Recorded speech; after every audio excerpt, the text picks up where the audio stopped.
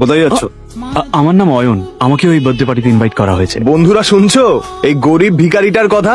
ও বলছে ওকে নাকি ভট্টাচার্য বাবুর জন্মদিনের পার্টিতে ইনভাইট করা হয়েছে।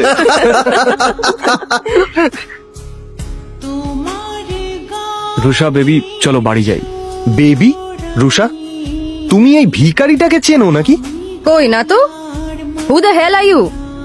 এটা শুনি অয়ন অবাক হয়ে যায়। এর আগেও রুষা অনেকবার অয়নকে অপমান করেছে। রুষা, চলো এবার বাড়ি যাই। এ ভিখারি, বেরো এখান থেকে। সিকিউরিটি, একে ঘাট ধাক্কা দিয়ে বের করে দাও।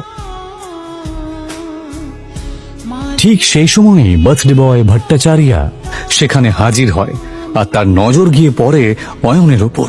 অয়ন তার জন্মদিনে এসেছে এটা দেখে সে অবাক হয়ে যায়। অয়ন রায়চৌধুরী স্যার, আপনি আমার পার্টিতে এসেছেন? আমার তো বিশ্বাসই হচ্ছে না। আপনি আমার পার্টিতে এসেছেন, আমি তো ধন্য হয়ে গেলাম sir. Please please please please please please আসুন স্যার, প্লিজ আসুন। এই দৃশ্যটা দেখা মাত্রই রুষা আর বাকি সবার মাথা খারাপ হয়ে যায়, কিন্তু অয়ন কোনো কথা না বাড়িয়ে ওখান থেকে চুপচাপ বেরিয়ে যায়। বাইরে গিয়ে সে রুষার জন্য অপেক্ষা করতে থাকে। পার্টি শেষ হওয়ার পরে রুষা যখন বেরোয় সে পুরো মাতাল। ও সরি সরি।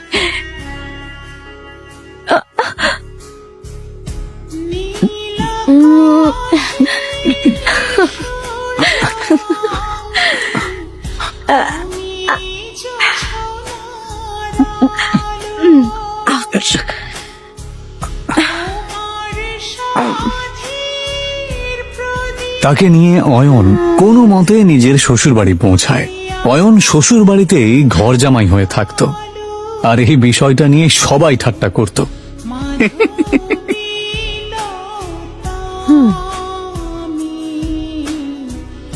বাড়িতে ঢোকার সময় রুষার কাজিন সূর্যর সাথে দেখা হয়। এভাবে বেঁচে থাকতে লজ্জা হয় না?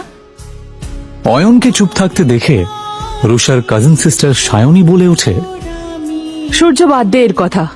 জানি না রুষা কি দেখেছে যার জন্য একে এখনো বাড়ি থেকে ঘাট ধাক্কা দিয়ে বের করে দেয়নি।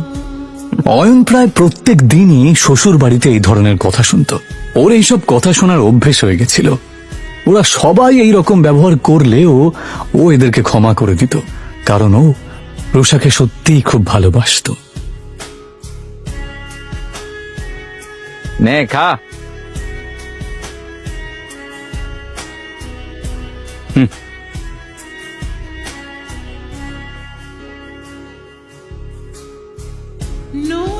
ভিখারি কুত্তা কোথাকারে। সত্যি ওর একটাই দুর্বলতা ছিল, যার জন্য ওকে দিনের পর দিন এভাবে অপমান সহ্য করতে হচ্ছিল।